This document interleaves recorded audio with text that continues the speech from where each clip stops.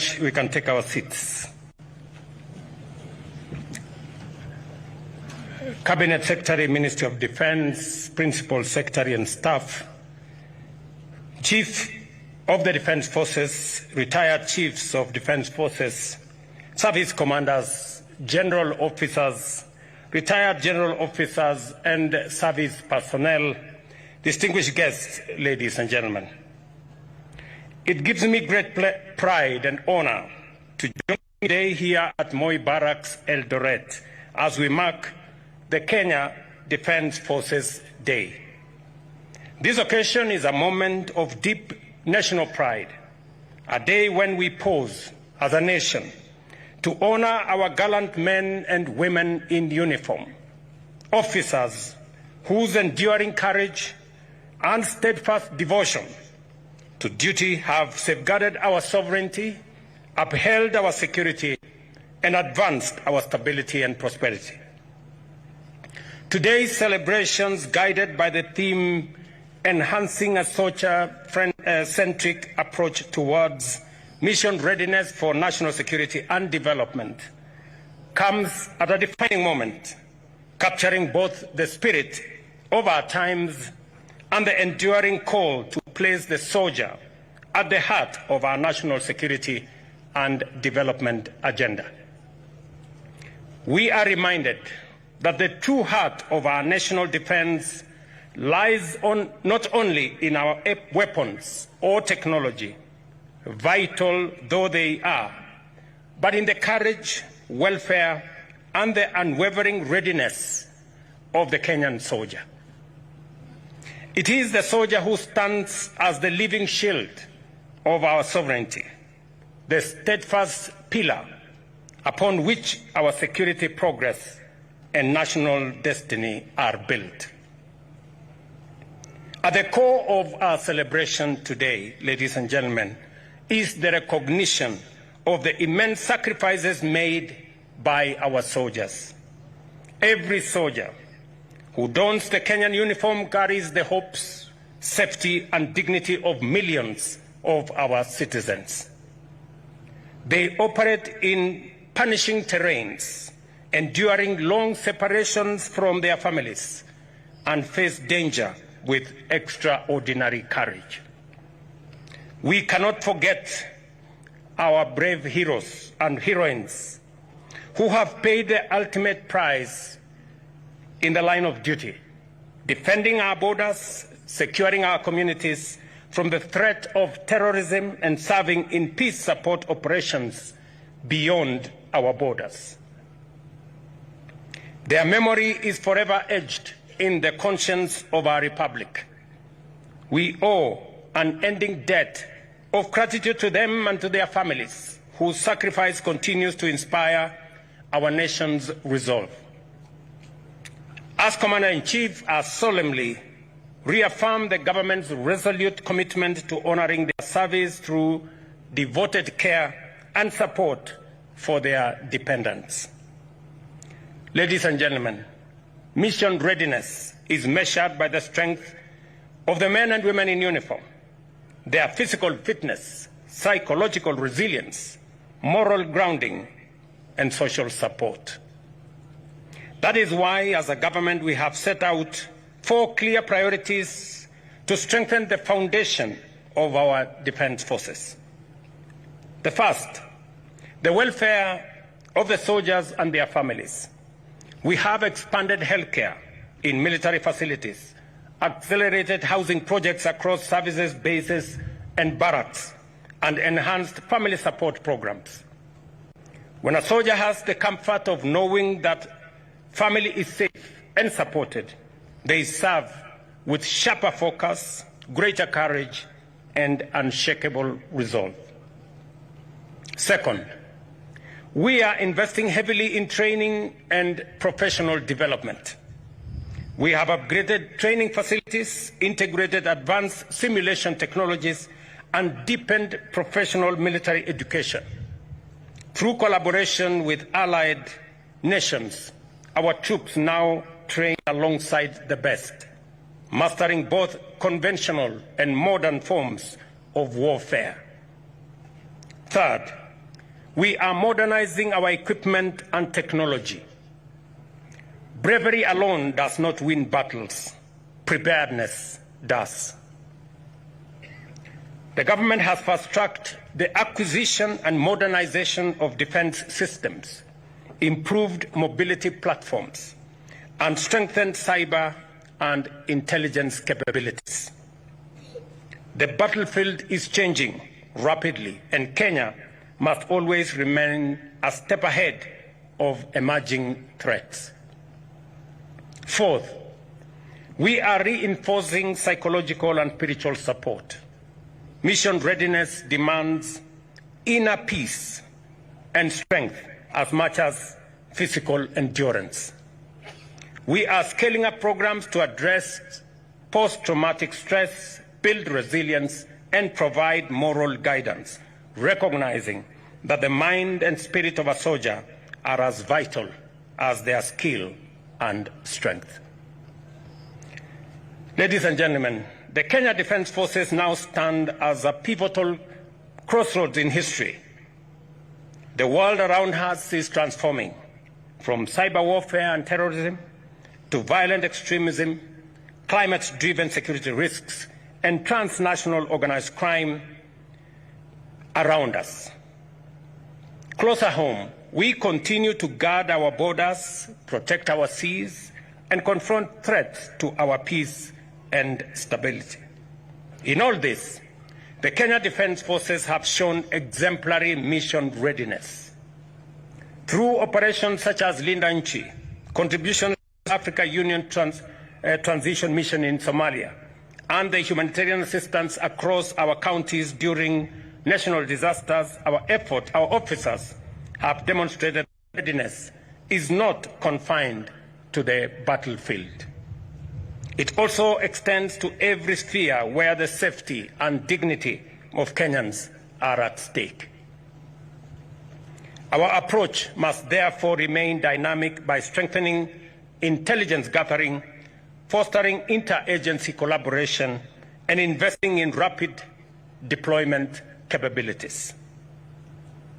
Distinguished guests, security and development are two sides of the same coin. Without security, there can be no sustainable development.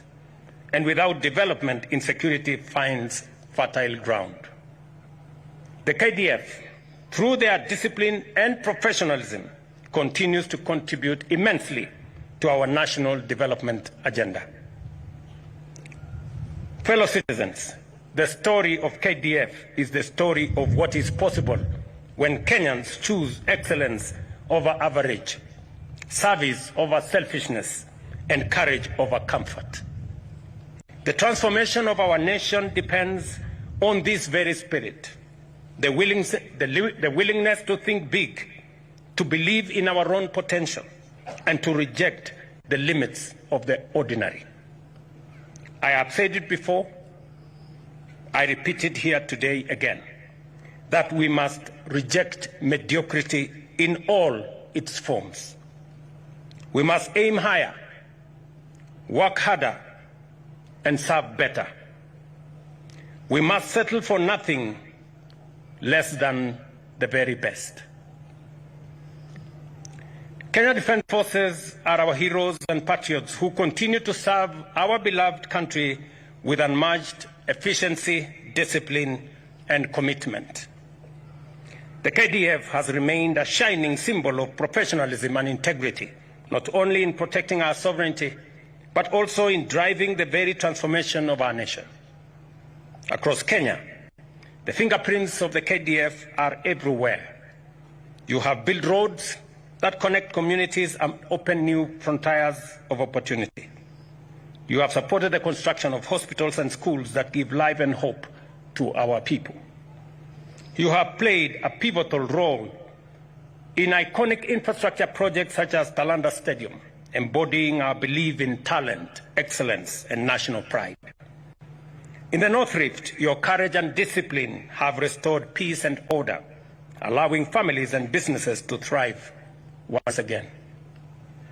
Our soldiers have also been instrumental in disaster response, medical outreaches, and environmental conservation efforts such as tree planting, all of which strengthen our national resilience and defense.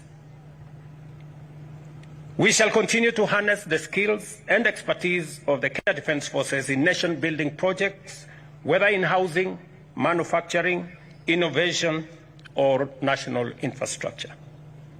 And I'm very proud that finally we will have the Ulinzi Construction Company that will have all the capabilities for us to have KDF undertake construction of roads, bridges, houses, especially in difficult areas of our nation. I have committed to the KDF fraternity that the government of Kenya is going to put at their disposal all the equipment necessary for us to realize this vision, because we want to establish bases in some of the difficult areas in Kenya, in Turkana, in West Pokot, in northern Kenya, and many other areas that are of necessity to be able to protect our country. We shall also continue to deepen defense cooperation with regional and international partners, strengthen our interoperability, and enhance intelligence gathering. These partnerships not only improve our mission readiness, but also elevate Kenya's role as a responsible and respected member of the international community. As President and Commander-in-Chief, I am proud of what you have achieved, not only because you serve with honor, but also because your work gives life to the government's vision of a transformed and prosperous Kenya. You are builders of the Kenya we dream of, a Kenya that is modern, united, secure, and full of possibility.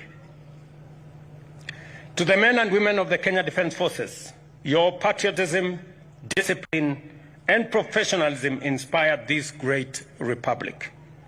You remind us that Kenya's destiny will not be achieved by half measures, but by total dedication to duty and to one another. As I said, we must believe in God, we must believe in ourselves, and we must believe in our country. It is the ingredients that will inspire us to move this nation from a third world country to a first world country in our lifetime. With the example that has been set by the Kenya Defence Forces, it expands the horizon of possibilities that can be achieved by our nation, Kenya. KDF has served in the international community in the peacekeeping missions around the world with exceptional excellence. They remind us that that excellence in our soldiers, in our military personnel, exists in every Kenyan. And therefore, we must never settle for the average or the ordinary. We must always work for the very best and the excellent. That is how we are going to move this country to the next level.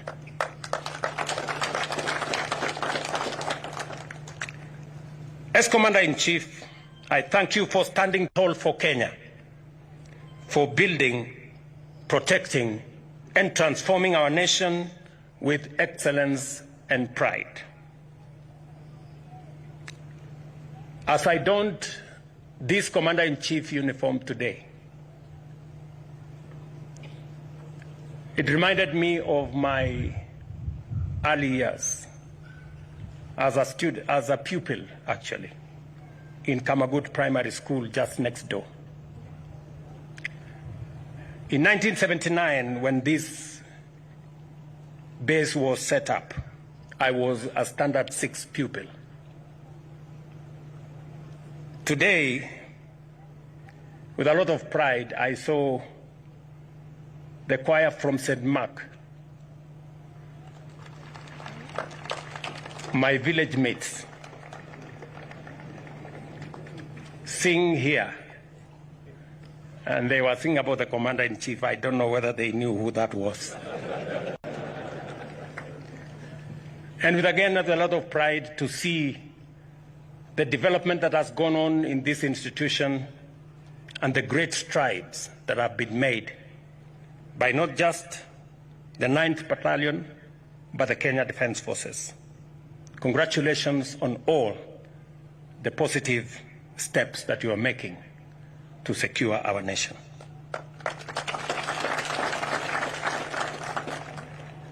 Once upon a time, I watched as a pupil, as there was training of soldiers around this compound. We saw them carry huge logs on their shoulders, go through waters. Today, I take pride that Kenya is making steps, positive steps. Ladies and gentlemen, the soldiers' mission is not theirs alone. It is ours collectively as a nation. Every citizen has a role in safeguarding peace and stability. Communities must work with our security agencies to identify and report threats. Civil institutions must complement military efforts through dialogue, education, and economic empowerment. Political leaders must guard against divisive rhetoric and instead strengthen national unity. Today, I call upon every Kenyan to stand firmly behind the Kenya Defence Forces. Let us accord them the respect, cooperation, and gratitude they so richly deserve. As we celebrate this year's KDF Day, let us remember that at the center of our national defense stands the soldier, courageous, resilient, and devoted. Our collective commitment as government and citizens is to ensure that every soldier is trained, equipped, supported, and honored. To every member of the Kenya Defence Forces, I say this: you are the shield and sword of our republic. You carry the hopes of generations, the pride of our people, and the dignity of our flag. To the families, and this morning I was reminded that soldiers enlist, families serve. To the families of our distinguished soldiers, therefore, receive our deepest gratitude for supporting these brave warriors throughout their journey of service to the nation and to humanity. I thank you all. Have a great KDF Day. Thank you very much, and God bless you.